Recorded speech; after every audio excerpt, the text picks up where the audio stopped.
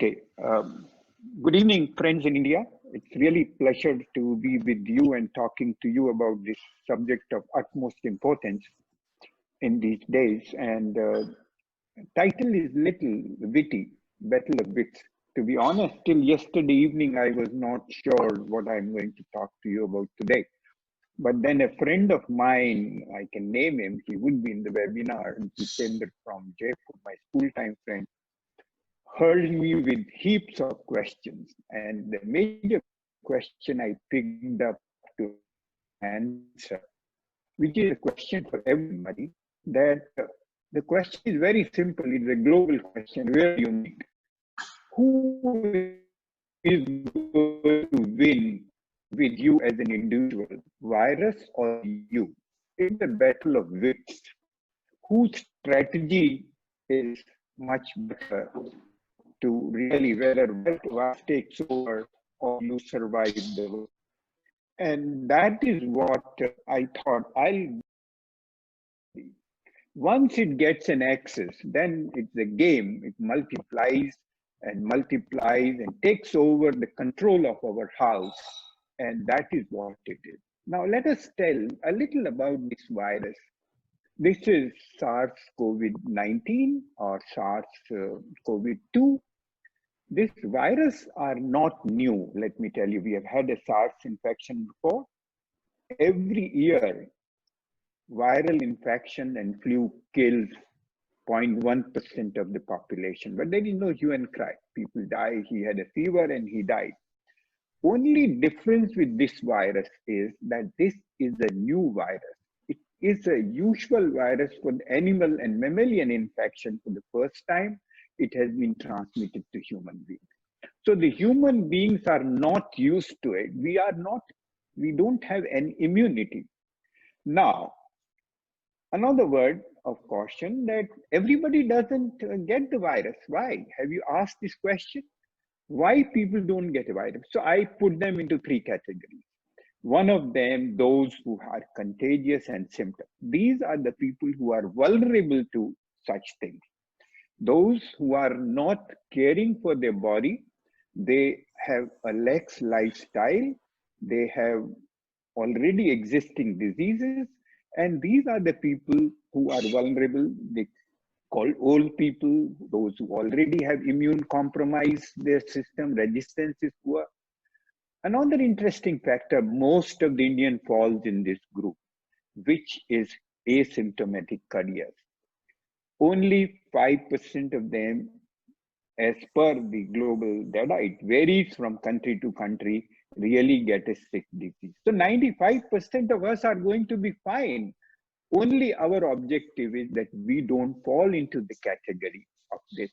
But as a responsible citizen, we have a responsibility, because one asymptomatic person, if he's careless in not socially distancing or not following the guidelines decided by the government in terms of isolating, which is difficult, then you are likely to infect 4 people.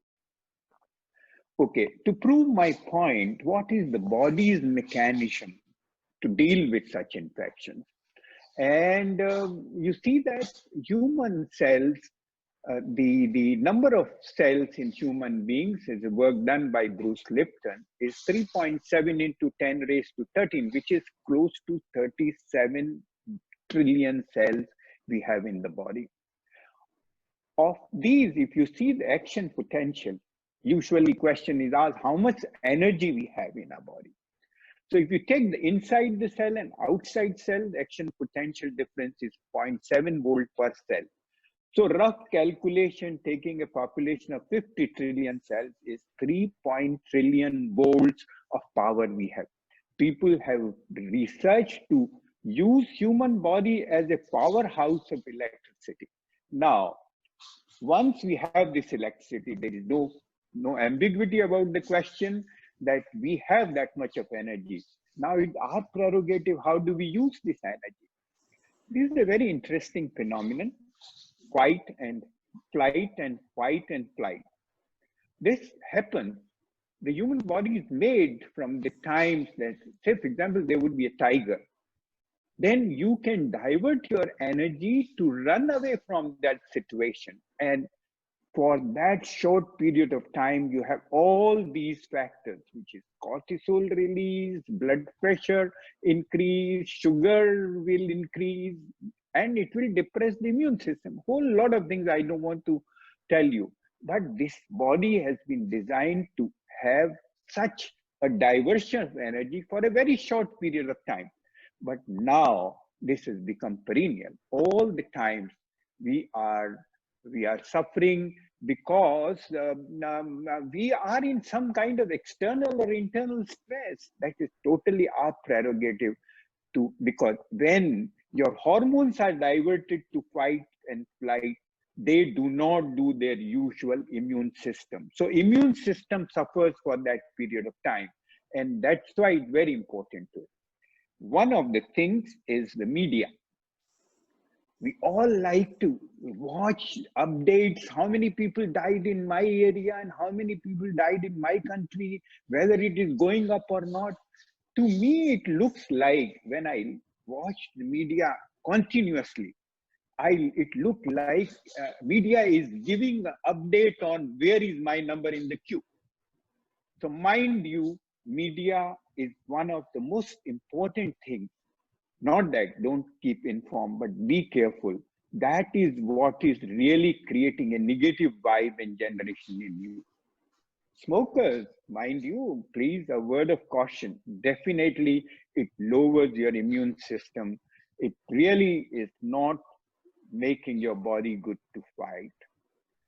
Obesity is one of the factors which has come in the published papers. So, and these are not one-time things. You ask me a question, quick fix. How can I overcome SARS-CoV-19? Very little I can tell you. But mind you, this is not the last virus. This is not the first viral infection we have had. If you have a sense of the wind, you should be prepared for more biological disaster. I don't wish that, but that should give you a peacetime preparation. A horse can be prepared, is trained for continuously, not just before the derby. First thing what you do, I know that we live in the same house, but it is very difficult to live in the same house with all members present in the same house at all the time. There are bound to be things you don't like. There are bound to be things they don't like about you. First thing is, don't suppress anything. Find out and vent out something. Let it be anger. Let it be displeasure. Let it be what you don't like. First lesson of don't let the stress pent up. If you keep the stress pent up, it is bound to rebound and kick you back in a big form, in the form of disease. These very capable ladies are going to talk about what to eat, what not to eat, but certainly you can protect or boost your immune system by, there is one question on how do I measure my immune system. You don't have to measure your immune system. Your body tells you if you have a signal about it.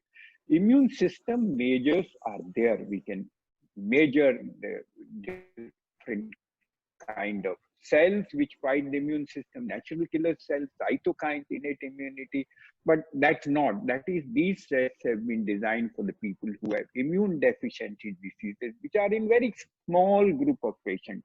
So I would like you to really think of what are your immune boosters. Physical exercise. Now, physical exercise I do by watch. And that is what it is. I have my target, whether it is rain, whether it is a lockout, whether I'm in a one-bedroom apartment, whether I'm open. Exercise to do in open is always good. It really throws away the negativity. But whatever it is, the bottom line is you have to log in that number of steps or whatever you say for that period of time. Last but not the least, I am a great believer in cohesive, or what you call the global consciousness. And all the events, there is evidence, plus I strongly believe all the events are shaped by what the collective herd thinks about it. You have a major contribution in shaping the events. Please shun negativity, talk positive. Don't think about that what is going to happen. Don't try to know the things before they happen. And I can tell you, we would be well off. Thank you very much. And I look forward to your questions and next two talks. Thank you.